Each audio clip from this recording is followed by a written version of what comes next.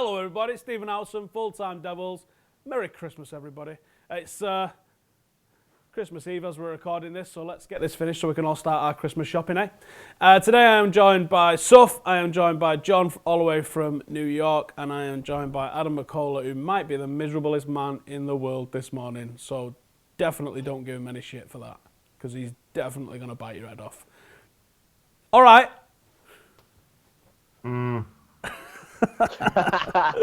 Right, so we're here to talk about Manchester United and Burnley on Boxing Day.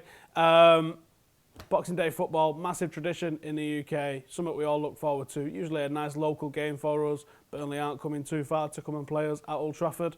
And it's an opportunity for us to try and get some Christmas cheer, isn't it? Because it's been a bit of a crap run up to Christmas for Manchester United fans.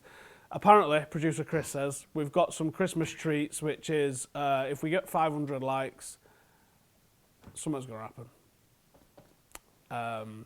Yeah. Apparently, it'll be worth it. Anyway, right, let's get into what we need to be talking about. So the first thing we're going to talk about is defensive errors. We're going to talk about players being played out of position. We'll get into the starting 11s. We'll have a look at the opposition. And Burnley have done some absolute madness on their YouTube channel as well, which we might throw in our description later for you to go and check out. Because honestly, it could only have come out of Burnley. And we'll get score predictions and we'll talk to some of you guys in the comments. So let's get first things first. Let's get Adam, because he's the Christmas cheer that we all wanted. Defensive errors. Arguably, an error from both of the centre-backs, Smalling and Jones, against Leicester, cost us the maximum 3 points. How do we fix these defensive errors, or are we just playing with a second-string defence, and how much are we missing Eric Bailly, mate? Part of me just feels like Jose's just got to get ruthless with some of these geezers now, because what's Chris Smalling doing on that goal? I don't care if you're injured. I don't really care. Throw yourself at the ball. Throw yourself at Harry Maguire. What he did was he left the ball and he prayed and hoped to see a flag come up that was never, ever going to come up. How is it that Leicester City, who have 10 men, who have one goalkeeper outside the box in their own half, who have one man taking a free kick, so therefore have 8 players in our box, can somehow have a man free on the back post against more players? How is that possible? It doesn't make any sense. The only problem is the players. And we've made a lot of excuses for some of these guys, and I think it's just come to a time where probably in the summer Jose is going to have to get ruthless. Look, I think Smalling, he's been playing very well recently in the last couple of weeks.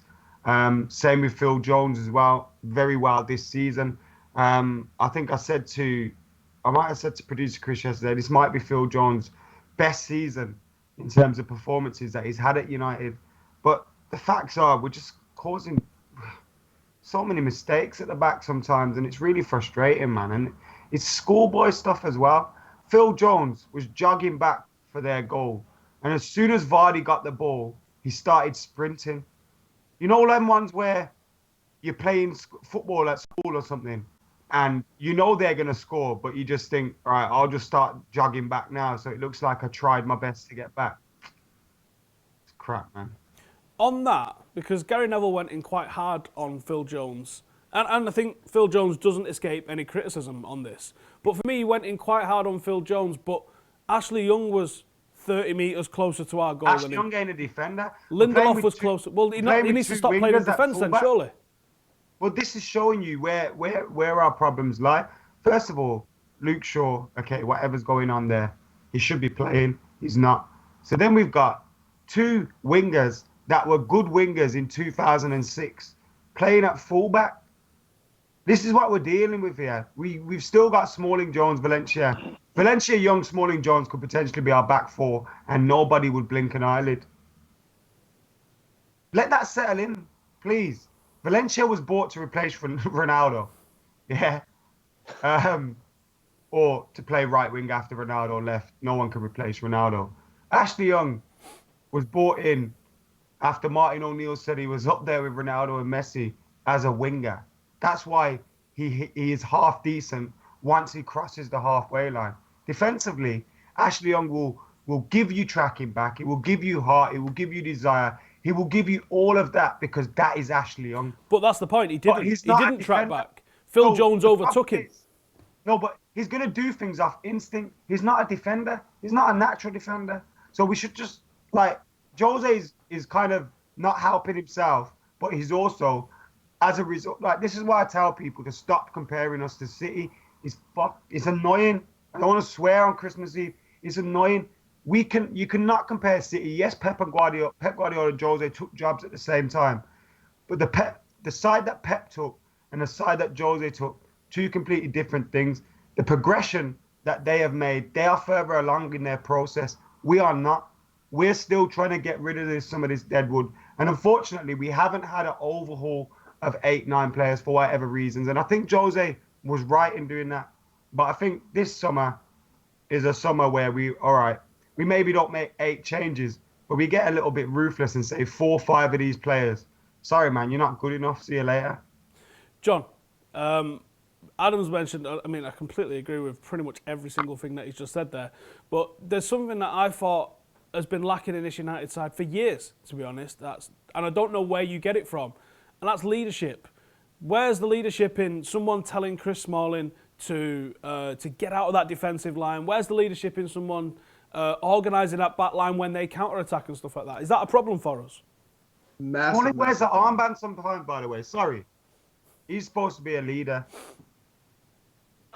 Yeah, so I 110% agree with everything Adam just said. I think we have a massive, a bigger issue, a much bigger problem on a bigger scale. But in regards to the leadership, I think that's 100% spot on. We do have a leadership issue, and I'm not trying to plug anything in here, but I'm releasing a match review video on my personal channel where I discuss a little bit about this, or a little bit about this leadership issue. And the biggest concern here is that nobody seems to know who the leader is. I don't think there's a clear understanding between who is the established leader in that squad, who's willing to get out there on the pitch and sort of take charge and take authority. It's not about who's going to run up to the ref and be like, all right, that wasn't a foul, that wasn't a challenge.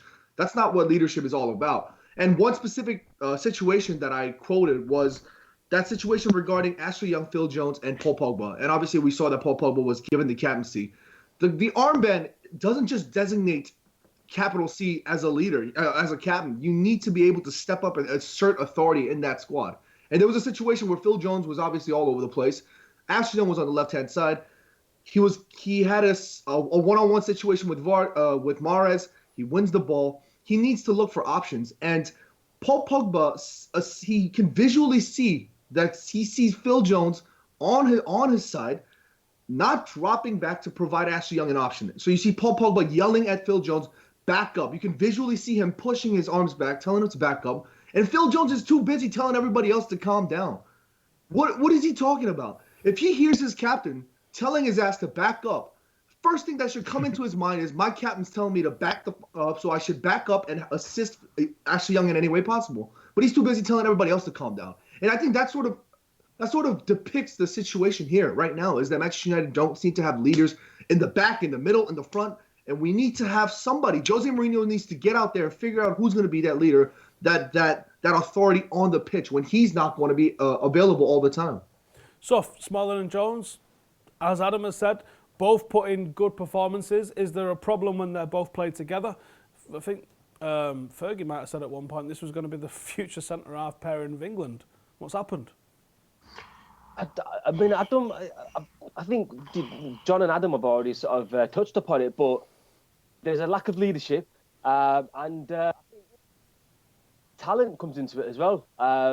We've got you look at Chris Smalling sometimes, and he's had some amazing performances, and you think this guy he's finally coming through. He's the one. He's got a future at the club, and the same with Phil Jones as well. But I think it boils down to the fact that they don't have a Keno type or a Giggsy type or someone who has the fabric of the club running within them to tell them what to do and keep them in line. And I think we've got, Bayon, who's obviously injured. He is naturally gifted as a centre-half, and I think he can galvanise his centre-half partner. But again, the fact that we've got 4 centre-halves who are rotating and coming in, it leaves a bit of uncertainty for the 2 places in in the centre of our defence. And I think what is needed now, I think, is someone who's in with experience, even in January, probably unlikely, but definitely in the summer, who can partner Bailly and potentially, I mean, like Chris Smalling, man, like, you know, this season it's been a sort of topsy-turvy one for him. Like yesterday, what was he doing? Like, what was all that about, for starters? Again, Phil Jones, what was all that about? I mean, he's known for throwing himself at balls and challenges and making this crazy facial expressions. But that all means nothing when, you know, you're getting caught out in a very amateur way. When you've been at the club for such a long time, you should understand what playing for Manchester United entails. And I just think there's, like you guys have mentioned, a bigger issue that needs to be addressed, which is leadership, and just they all need to kick up the arse, if I'm honest, yeah. Right, you guys have been getting involved as well. We've got some comments from you lot. Drax says, a good team chemistry is more important than star players. 100%, mate. If you cast your mind back to that Real Madrid Galacticos era team, it didn't win anything. And it had like original Ronaldo, Figo, Beckham, all these players, a Ballon d'Or winning Michael Owen. It didn't win anything. Too many egos. Chemistry is important, massively. Bishal says Lindelof is not good enough. And Logriguez says Lindelof was our best player last night. Just to highlight the complete polar opposites. That was two comments right after each other. Remember, 500 likes and something's going to happen. So hit that like button. Shahim says, it breaks my heart seeing players play football, no passion or nothing. See, No, why do that's people always lazy, come to crack man. passion? It's not about... There is passion in some of United's play. I completely disagree with that entirely. I thought we played some excellent football against Leicester. Excellent football. If people could finish, then we would have been 4 or 5-1 up, no problem. Jay O'Connell says, we're 5th and 6th last 2 seasons. Just chill out, give it more time. I don't think people are entertaining sensible comments like that at the moment. Mr. SKH says, Smalling, Jones, Damian, Blind, Fellaini, Herrera, all out in the summer. The thing is, that's a massive change. We've gone through massive changes since that last Fergie team. All of this constant change means that there's never any settlement. You have to let a team settle to get the best out of it. And that is it for the comments for now. So the next topic we are going to talk about then is pertinent to this, is players out of position. Now, I spoke about Juan Mata in my review after the game, and I said it's been a joy to watch Juan Mata. In any other time at Manchester United, he probably would be going down in folklore for how good he's been. But he's a player that's probably been forced out of position for his entire time at Manchester United. We're seeing Ashley Young and Valencia played out of position. We saw Lindelof played a little bit out of position. I know he has played right back, but essentially he's a centre-half. We're seeing players played out of position all the time. Do we need to get specialists in that play that position, that know that position? Suf, what do you reckon? I think, just to sort of touch upon the Mata point, I think our attacking line, we've got 3 strikers in the starting 11. 2 of them are playing as wingers. One of them's playing as a winger. Do you know what I mean? And then if Rashford comes on and Martial's on the pitch, the other guy goes on the wing. So yeah, I think that is a problem because that's not their natural position. So instinctively, they are not going to be performing as wingers. They're going to be performing as strikers converted as wingers. Mata, known at Chelsea for his time as a solid number 10, linking between the midfield and the front line. With his intricate play, and he's an absolutely elegant player with the ball at his feet. And when he plays on the right, he has a tendency to come inside, which then obviously allows Valencia to get that bomb forward and hold the pressure. But I think what is needed, I think, is 4 or 5 players who can come in and who are specialists in that position. And I think 2 wingers. People are saying 1 winger, but I think having 2 wingers, the squad and the starting lineup every single game. We can shift about if we need to, and I think a central midfielder to sort of cement the Pogba-Matic partnership. I thought Ander Herrera would have been that player this season, but for some reason he clearly hasn't been getting the opportunity because there's something amiss there. So specialists are needed.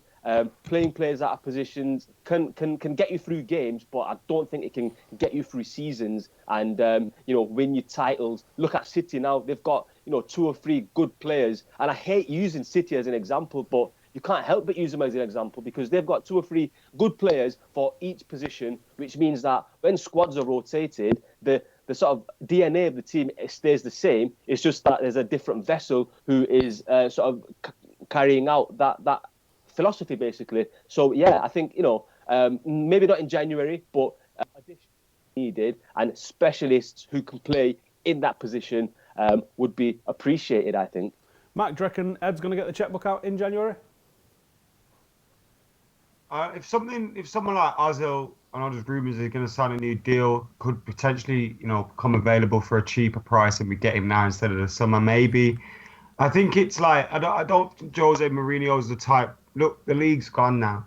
I don't think Jose's the type of guy to think, I'll force this signing through or I'll force a signing through if it's not one he'd normally make in the summer. So I think we could, but I'm not expecting a flurry of activity, maybe 1, maybe 2 if we're lucky.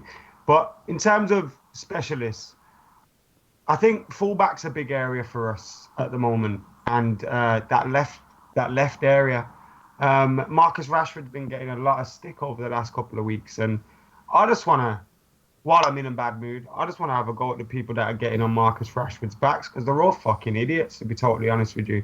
Over the last 18 months or whatever it is since he broke onto the scene, Marcus Rashford has been nothing but a breath of fresh air for Manchester United fans, scoring goals on every single debut, left, right and centre for club and country, developing his game consistently. Just look at his set pieces this season. That's something that he's added to his game. He's playing wide.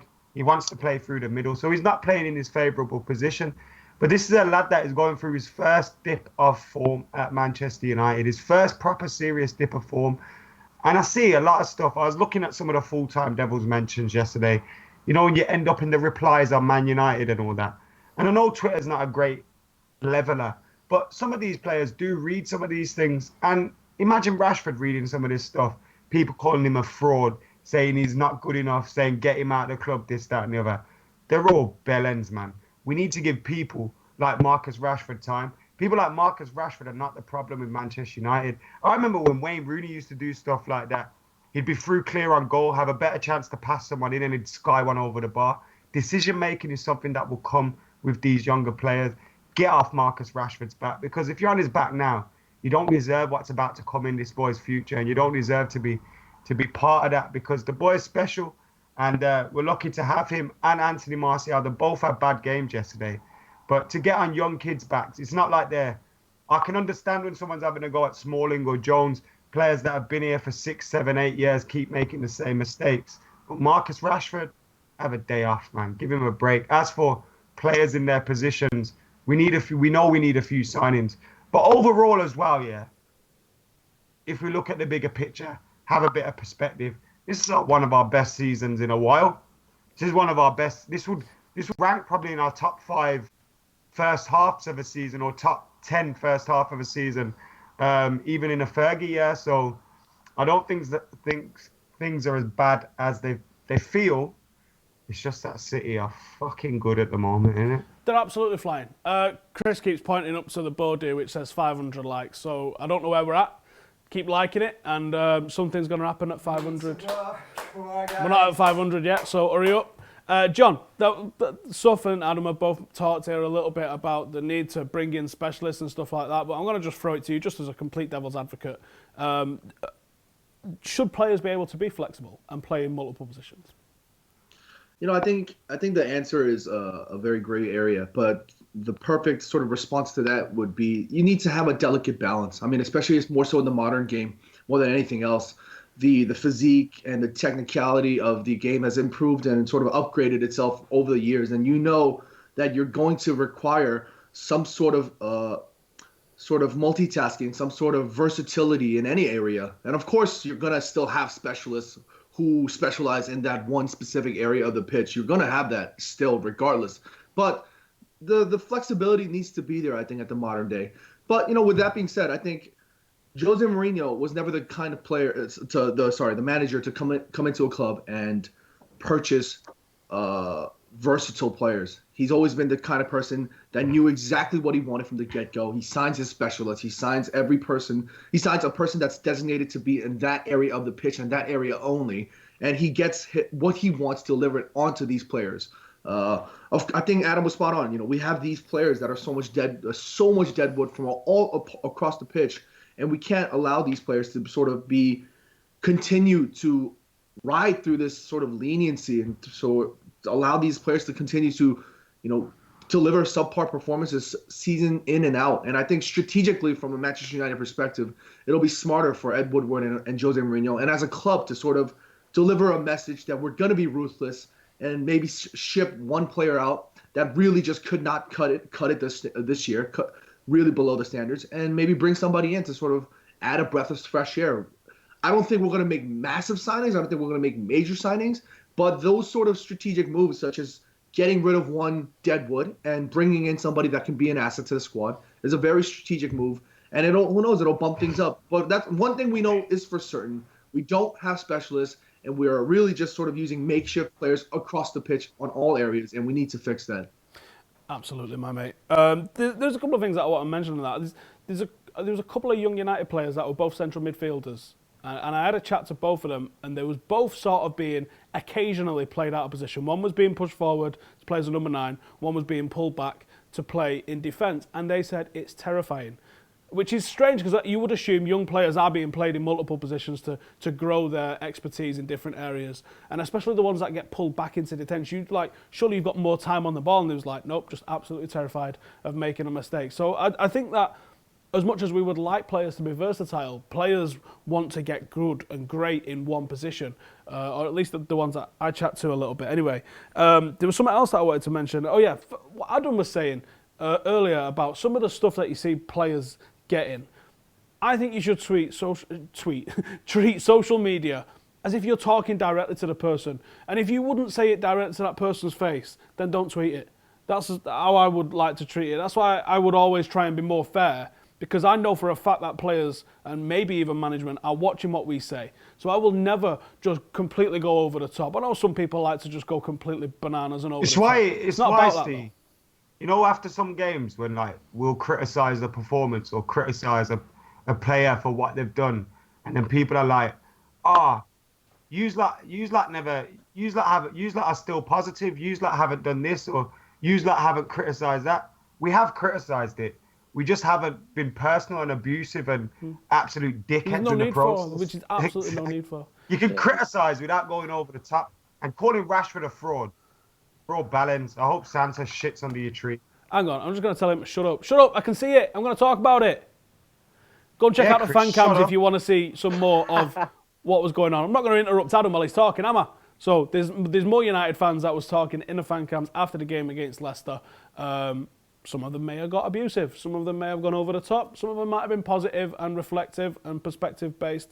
But, I don't know, go make your mind up. Go and watch some of those fan cams after you've checked this video out. We're still waiting for 500 likes. And we are going to go to an ad break. We had 500 people in. They're all Christmas shopping. When Adam's finished. There was your ad break. Bit too late to get that for Christmas now, maybe, but I don't know. Go and get it if you want. Let's go into the starting 11 game. So, Adam, you're top of the league on 80. John, you are second on 74. Statman Dave's on 71. You've overtook him. You've both come away from Statman Dave. Soph, you're on 41, all the way down to Simon Press and Jamie Jackson on 7 and 8. Let's have a look at your starting 11s. McKola, seeing as though you're in a fantastic mood, I'll let you go first. Oh, man. One sec, I'm just getting it up. Here we go. David De Gea, Valencia, I really hope is back. Lindelof, Rojo, and Shaw. Matic, Pogba, Mata. How good was Mata, by the way? He's a little Christmas miracle, isn't he, Mata? Can we just talk about how good Mata was? Hold on. Let's talk about him. Go on, Mac. Producer Chris wants 500 likes. Start it off, mate. Start it off. Producer Chris, begging because I've got a lot to say for likes again. Well. Producer Chris, are we? Play the song. Beg for likes. Beg for likes. Matic, Pogba, Mkhitaryan, I think is going to come back. Marcus, effing Rashford, and Romelu Lukaku. Feeling confident with that? Yeah, we're going to win.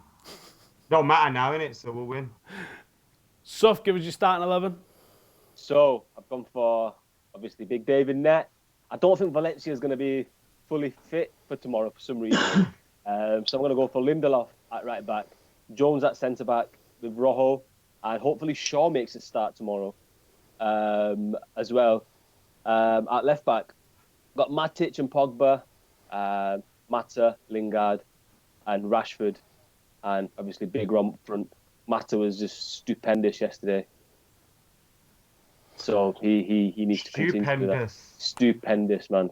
Not sure I could even spell stupendous. Mata or Ozil, by the way, but that's the topic for another time. But Mata or Ozil, I think we were saying to my mate yesterday, like, actually, forget about Ozil, because I think Mata has a lot more to his game, and it has better moments in games, I think, whenever he plays, than Ozil does. He's got a better work rate, and he's just a lot more intricate and slick with the ball. I think Ozil can pull out a few decent moments every now and then, but he's always getting lambasted by Arsenal fans more than he's getting praised, whereas Mata never keep the negative. You can't use Arsenal fans as a barometer for anything.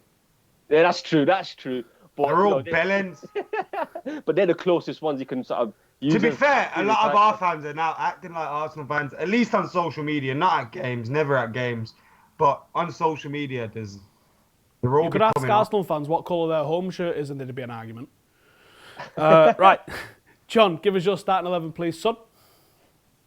I went for David De Gea in goal. I've had a back four of with Shaw, Lindelof, Jones, and Young. I think Chris Smalling won't be back in time. I think Jose Mourinho is now going to realize that we're going to need to include Shaw in this starting 11, especially when Young didn't look his part. So we're going to go with that back four, with Pogba, Matic back in that midfield, and a front four of Martial, Lingard, and Mata, with Lukaku up top. Yeah. Lukaku played very well, I thought, against Leicester. Some of his passing was Completely agree. fantastic. People need to It's start a shame using he his went on the chances. end of his passes. Right then, that's the starting 11s from the lads. You can get your starting 11 into the comments as well. We're still waiting on 500 likes before he even starts pointing at the board. He's doing my head in here behind. I'm going to throw something at him. Let's talk Chris about. going to kill an Alf if you don't get 500 likes. Let's talk about Burnley. So Burnley, I've got the craziest Facebook page. I've got 9,000 subscribers. Go and check it out. It's absolute madness. What we're looking for here against Burnley, John? What do you reckon? Burnley, I've watched them a few times this season. They play with a very, very deep low block, and I thought they look so efficient and tidy in defense. And as a unit, they look solid under Sean Dyche. So you have to give credit where credit's due. They've been absolutely fantastic. But coming to Old Trafford, they're going to sit deep. You know that they're going to come sit deep, and I think that'll sort of give us some more opportunity to stay forward. And it's a matter of creating the chances and executing them. So I personally think, like Adam said, he said we're probably going to win because it doesn't matter. I think we're also going to win. I think we should stay confident against this Burnley side. But, you have to give credit to them. They defend so well as a unit. And we got to be able to break that down. We got to figure out a way to get in between those lines, figure out those passes. That one-touch play looked so good yesterday. Oops, sorry. That one-touch play looked so good in the game against Leicester when Lingard Good recovered, John. I don't think anybody noticed. My apologies. I think the one touch play worked so well with Lingard, Mata, and Lukaku. I think we need to keep that up if we're going to break this Burnley line. Matt, what we should be worried about here with Burnley? What's the crack? The worry for me is we don't score and they hit us on a break. We remember the game against them last season, 0-0. It kind of epitomised our whole Premier League campaign at Old Trafford. And thankfully this season we have managed to turn those draws into wins. When you think of West Ham, Everton, etc. this season at Old Trafford, teams we drew to last season we've comfortably beaten. So hopefully the omens are good for another 3 points. But I was just looking at their lineup from the other day. They had no Tarkowski in their defence, so he could be out. I'm not sure if he's still out, if he was suspended or not, but he could still be out. So he'd be a big miss for them, and he'd make them a little bit defensively weaker.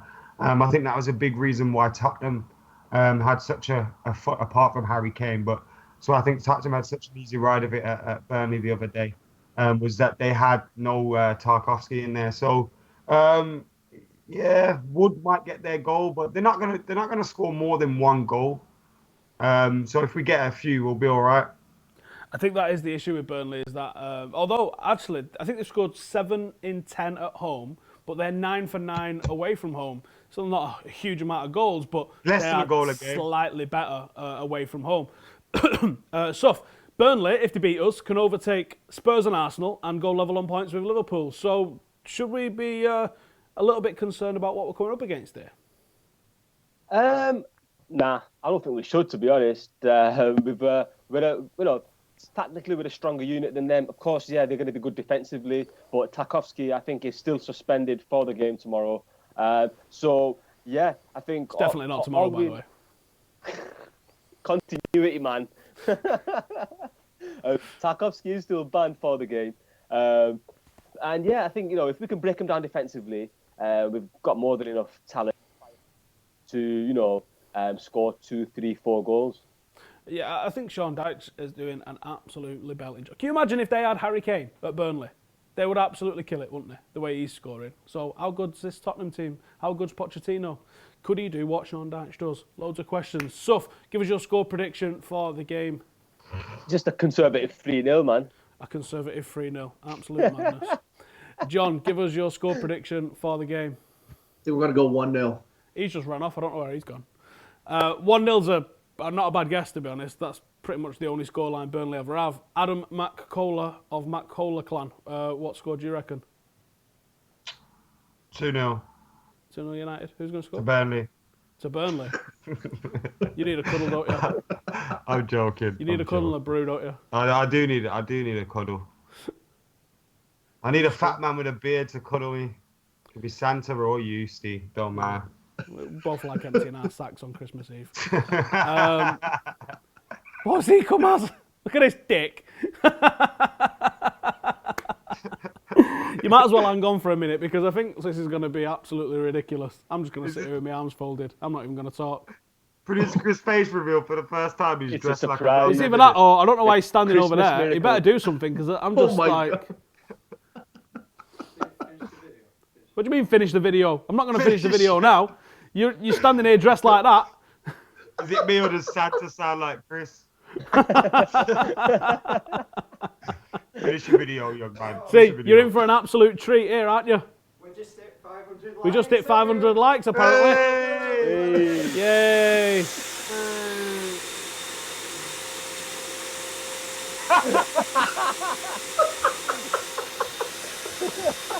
My phone's wet. Yes, Chris. Subscribe if you like this sort of nonsense. See you later.